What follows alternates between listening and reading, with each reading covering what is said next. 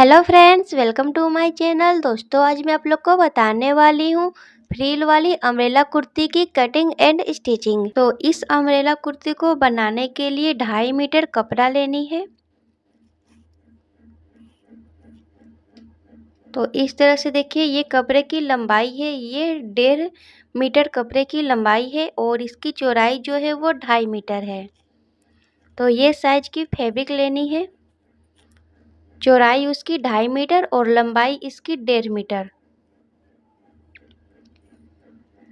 अब इसके बाद हम यहाँ से फ्रिल की कटिंग कर लेंगे। जिस साइड से धागा नहीं निकल रही है फैब्रिक की, उस साइड से हम फ्रिल के लिए पट्टी निकाल लेंगे। तो इस तरह से देखिए, फैब्रिक की जिधर से चौड़ाई है 2.5 मीटर, उस साइड से हम फ्रिल निकालेंगे तो एक लंबी फ्रिल निकल जाएगी। फ्रिल वाली लंबी पट्टी निकल जाएगी। इस साइड से हम पट्टी निकालेंगे, जिस साइड से धागा ये नहीं निकल रही है किनारे से। तो फ्रिल वाली पट्टी की लंबाई की मार्किंग कर लेंगे। तो इस फ्रिल वाली पट्टी की लंबाई मैं 10 इंच रखने वाली हूँ। तो यहाँ आधा इंच एक्स्ट्रा बढ़ाकर यहाँ मार्किंग कर लेंगे। जितनी आपको पट्टी की चौड़ाई रखनी है, तो यहाँ मैं 10.5 इंच ले रही हूँ, आधा इंच सिलाई मार्जिन के लिए। और इस तरह से हल्का कट करने के बाद कपड़े को इस तरह से खींच देंगे तो ये सीधी, ये कपड़ा देखिए इस तरह से कट जाएगी। अब इसी तरह की एक और पट्टी निकाल लेंगे हम। देखिए, फैब्रिक की दूसरी साइड से, नीचे वाली साइड से हम दूसरी पट्टी को निकालेंगे। पहली पट्टी की चौड़ाई इस तरह से नाप लेंगे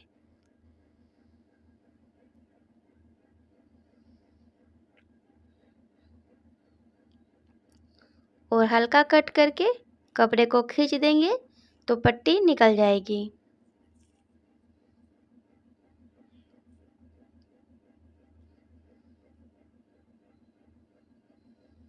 इस तरह से 2 पट्टी निकालनी है, एक बैक पार्ट के लिए और एक फ्रंट पार्ट के लिए। घेरे के लिए 2 पट्टी निकाल लेंगे इस तरह से। अब इसके बाद हम टॉप पार्ट की कटिंग करेंगे। तो टॉप पार्ट की कटिंग करने के लिए हम ऊपर से यहाँ से स्टार्ट करेंगे। तो इसे देखिए, एक बार इस तरह से फोल्ड करनी है।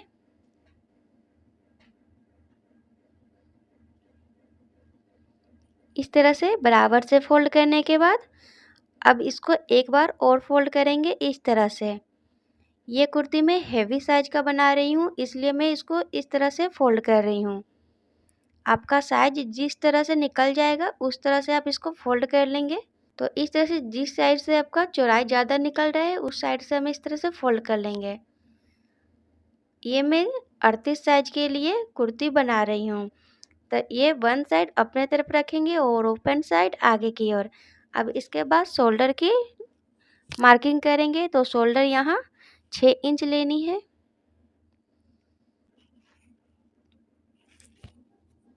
और 3 इंच गले की चौड़ाई लेंगे। अब इसके बाद नेक की मार्किंग करेंगे। तो यहाँ मैं पहले फ्रंट नेक की कटिंग करूँगी। तो इस तरह से पहले फ्रंट नेक की मार्किंग करेंगे। तो फ्रंट नेक की लंबाई मैं यहाँ 6 इंच ले रही हूँ।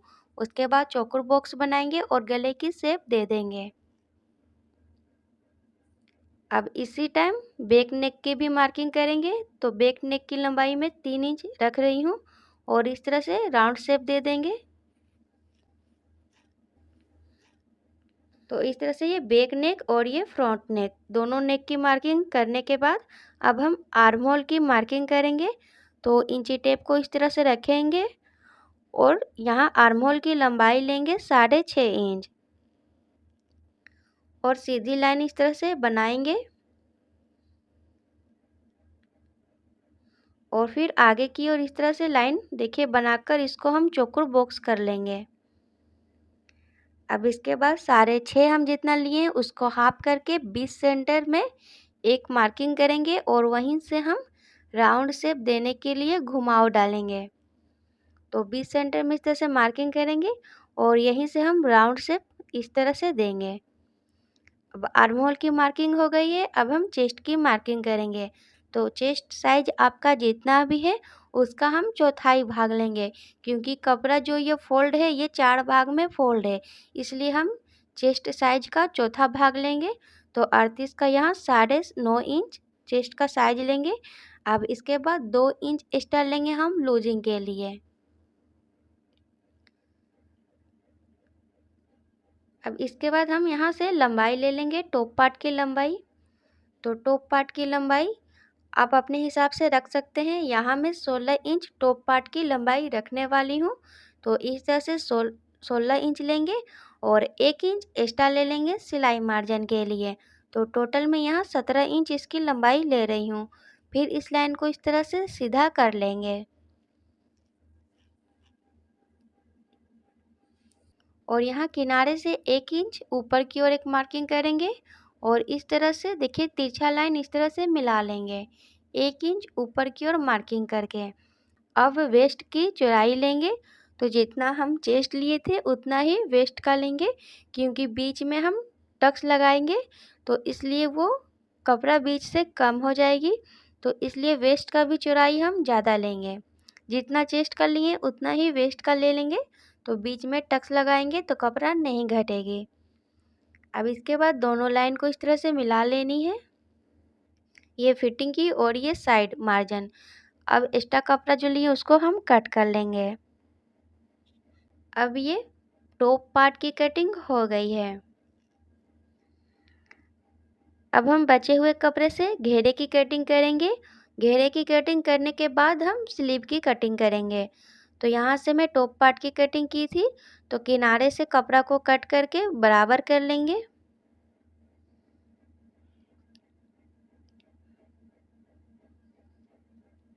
अब ये जितना भी फैब्रिक बची हुई है इसको हम फोल्ड कर लेंगे एक बार।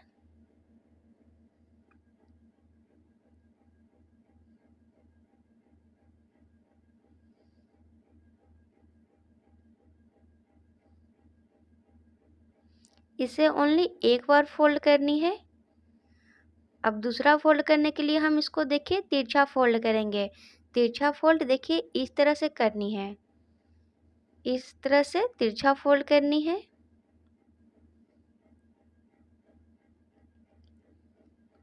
कपड़े को बराबर से फोल्ड करनी है और वन साइड अपने ओर और ओपन साइड आगे की ओर रखकर इस तरह से कपड़े को फोल्ड करेंगे। अब देखिए टॉप पार्ट लेंगे और इसी की सहायता से हम यहाँ गोलाई का मार्किंग करेंगे। तो इस तरह से टॉप पार्ट की चौड़ाई का यहाँ हम पहले इस तरह से नाप लेंगे और यहाँ हम निशान लगा लेंगे इस तरह से।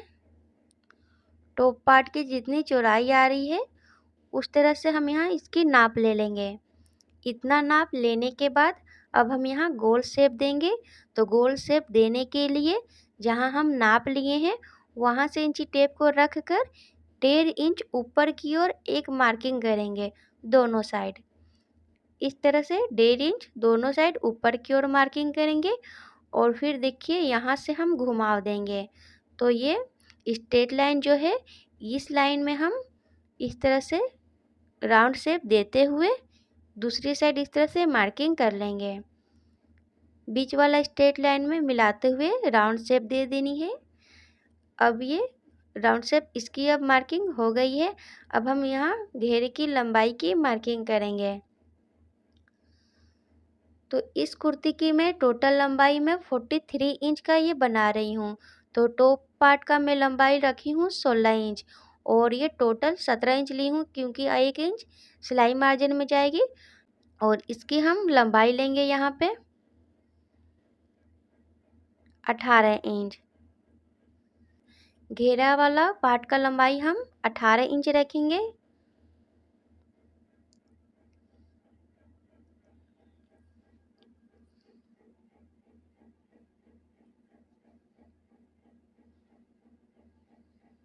अब इसके बाद इंची टेप को हम ऊपर एकदम कोने के पास रख कर गोल शेप इस तरह से देते जाएंगे।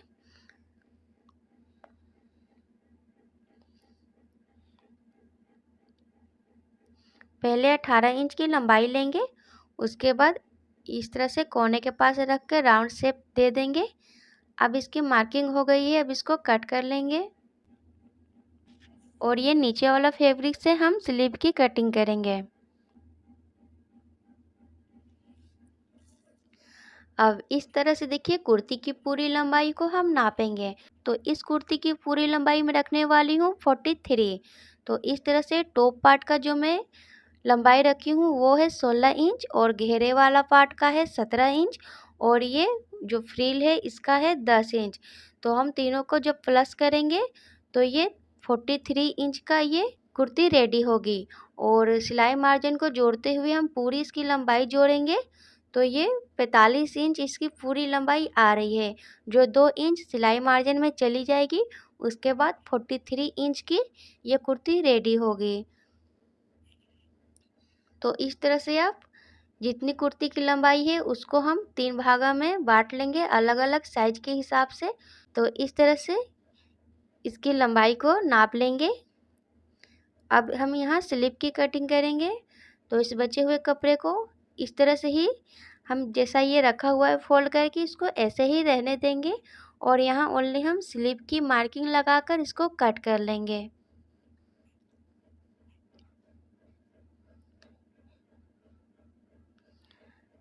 इस तरह से कपड़े को रखने के बाद हम यहाँ स्लिप की लंबाई रखेंगे।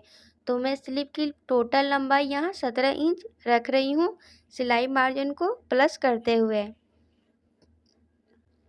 इस तरह से यहाँ मार्किंग लगाकर सीधी लाइन बना लेनी है। अब इसके बाद आर्म होल की राउंड शेप देने के लिए हम यहाँ टॉप पार्ट का यूज करेंगे। तो टॉप पार्ट लेंगे और ये जो आर्म होल की कटिंग हुई है इसी की नाप लेकर हम यहाँ राउंड शेप देंगे। तो इस तरह से देखिए यहाँ इसको नाप लेनी है। यहाँ इस तरह से शोल्डर को रख कर इसकी जितनी चौड़ाई आ रही है गोलाई की उतना हम यहाँ मार्किंग कर लेंगे। अब इस मार्किंग को दूसरी मार्किंग से देखिए इस तरह से मिला लेनी है। राउंड शेप इस तरह से मार्किंग करने के बाद अब हम नीचे मोहरी की मार्किंग करेंगे। तो नीचे मोहरी में मैं यहाँ डिजाइन बनाने वाली हूँ। तो इस मोहरी की चौड़ाई में ज़्यादा यहाँ रखने वाली हूँ। तो इसलिए इस लाइन को मैं इस तरह से सीधा कर लूँगी और मोहरी की इस तरह से चौड़ाई को ज़्यादा रखेंगे। अब इस स्लीव की मार्किंग हो गई है, अब इसको हम कट कर लेंगे।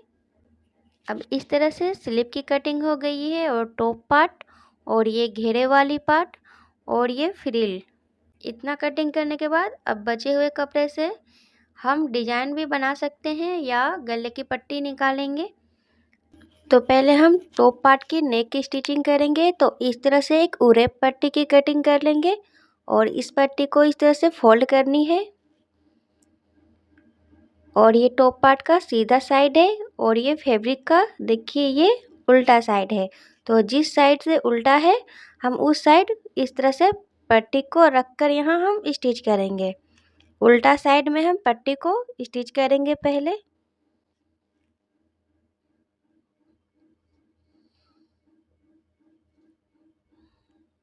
एक्स्ट्रा पट्टी को हम इस तरह से कट कर लेंगे और उल्टा साइड में पट्टी को जॉइन करने के बाद अब पट्टी को हम लगाने के बाद अब इस पट्टी को इस तरह से देखिए पलट लेंगे।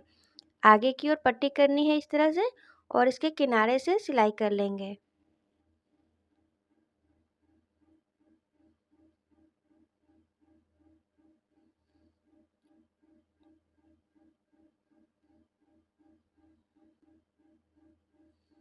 इस तरह से देखिए नेक को रेडी कर लेंगे। ये फ्रंट साइड का ये पार्ट है और इसी तरह से बैक पार्ट को भी रेडी कर लेंगे नेक को। अब इस पार्ट को देखिए इस तरह से फोल्ड करके यहाँ हम मार्किंग कर लेंगे प्रिंसेस कट जैसी।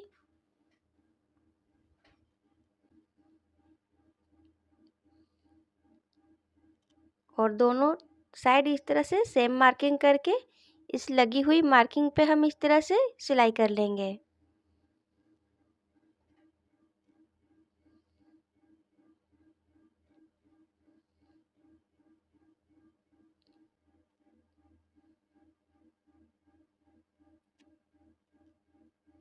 इसी तरह से दूसरी मार्किंग पे भी सिलाई कर लेनी है।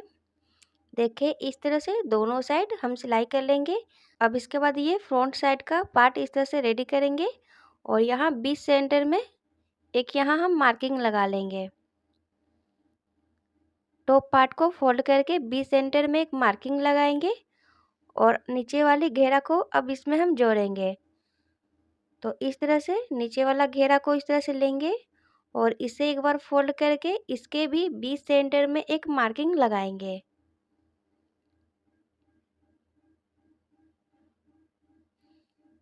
यहाँ आप छोटी कट भी लगा सकते हैं कुट का, या आप इस तरह से मार्किंग भी कर सकते हैं।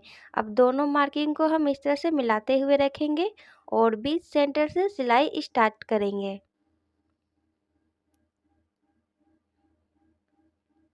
इस तरह से मार्किंग को मिलाकर बीच सेंटर को रखेंगे और बीच सेंटर से सिलाई स्टार्ट करेंगे और फिर दोनों साइड इस तरह से सिलाई कर लेंगे।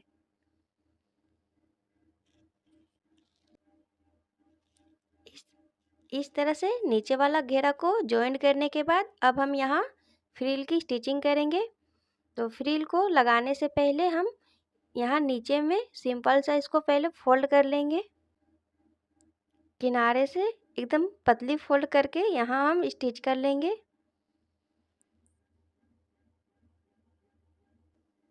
अब इस तरह से फोल्ड करने के बाद अब हम इसमें फ्रिल लगाएंगे। तो ये फ्रिल वाली पट्टी है और इसके किनारे से देखिए इस तरह से फोल्ड करनी है।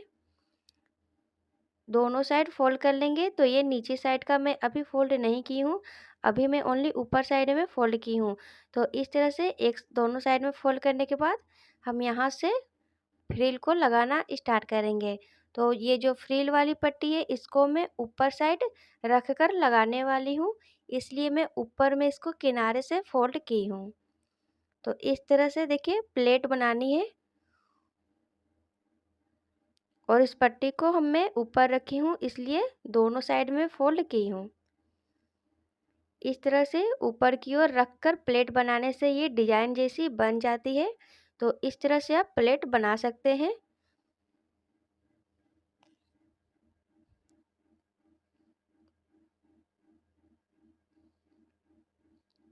इस तरह से देखिए पूरी प्लेट को बनाने के बाद इस तरह से ये डिजाइन ऊपर में ये दिखेगी और इस तरह से फिर नीचे भी आप इस तरह से कुर्ती की लंबाई नाप कर नीचे फोल्ड कर लेंगे। फिर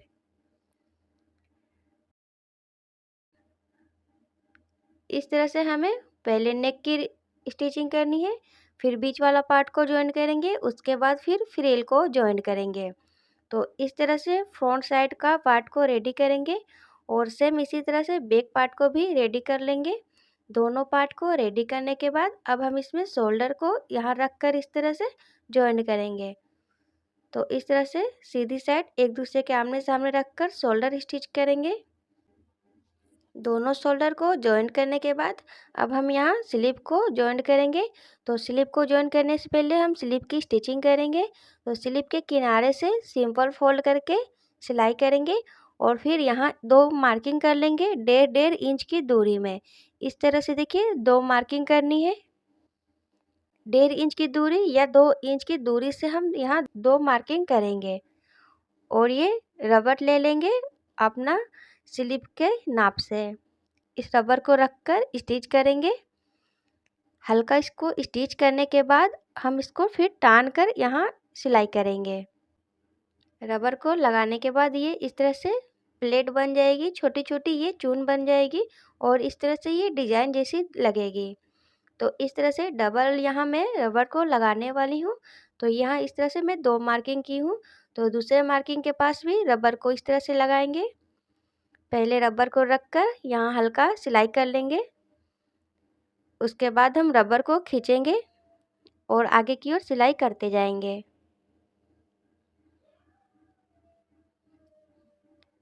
मार्किंग के ऊपर रबर को रखते हुए खींचनी है।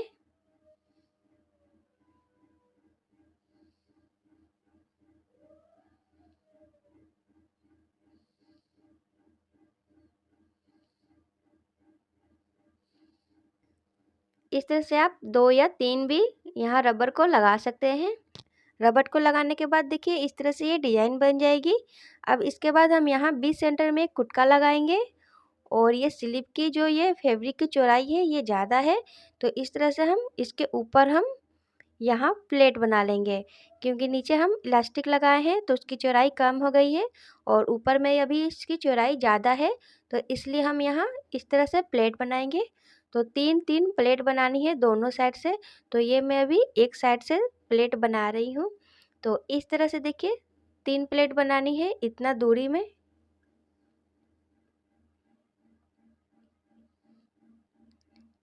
एक साइड इस तरह से 3 प्लेट बनानी है, उसके बाद दूसरी साइड भी सेम इसी तरह से प्लेट को बना लेंगे। इस तरह से नाप कर बनानी है।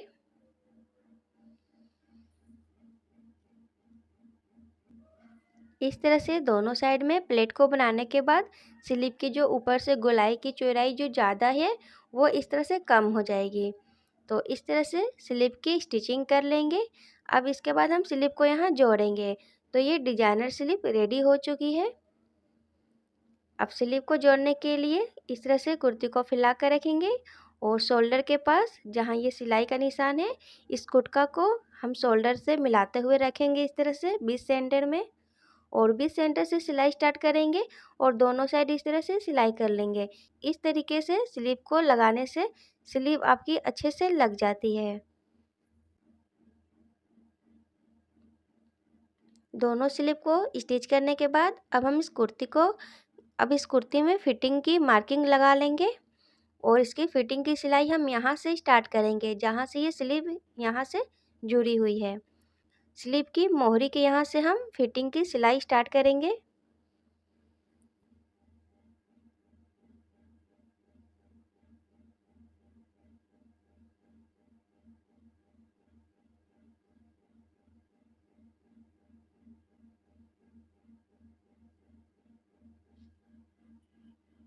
इस तरह से टॉप पार्ट पे फिटिंग की मार्किंग लगाकर सिलाई करने के बाद जैसे जैसे हम नीचे की ओर घेरे की ओर आएंगे सिलाई को देखिए इस तरह से तिरछा लेकर जानी है। तो इस तरह से घेरे के पास अब सिलाई जब करेंगे तो इस तरह से देखिए पहले हम कपड़े को सीधा सिलाई करते हुए जाएंगे, उसके बाद जैसे जैसे नीचे की ओर आएंगे कपड़े को हम किनारे से सिलेंगे।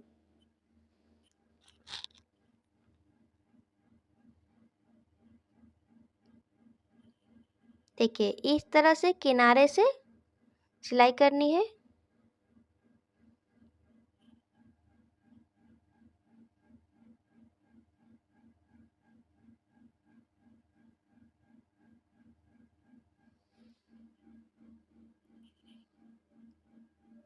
इसी तरह से दोनों साइड सिलाई कर लेंगे और फिटिंग की इस तरह से सिलाई करने के बाद अब इस कुर्ती को हम देखिए इस तरह से जब रखेंगे तो ये कुर्ती देखिए अब ये फ्रिल वाली कुर्ती पूरी तरह से बनकर रेडी हो चुकी है।